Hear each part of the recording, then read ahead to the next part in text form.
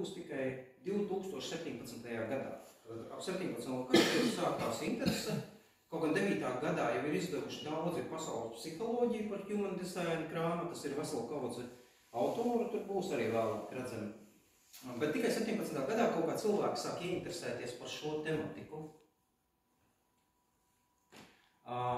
Mēs tā kā nerunāsim par ezotērikas romantismu laikmetu. Es šo laikmetu, kas tagad notiek, saucu par ezotērikas romantismu laikmetu, ka principā ļoti daudz var izdomāt tā kā savu nozari un kaut ko. Mēs runāsim par dabas un ģenētikas procesiem, kurus tā kā nevar apmānīt, jo jūs, kad atnākat, jums izkārtojās konkrētā genomi konkrētā veidā, tāpat kā zvaigznes astroloģijā uz starojumu izkārtojas konkrētā veidā. Un viņus nevar apmānīt. Jums esat iedzimis ar konkrētu ģenētisko nospiedumu.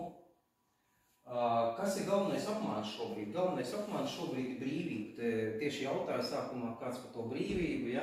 Un brīvība jau nav visatļautība. Brīvība ir iespēja pareizai izvēlei.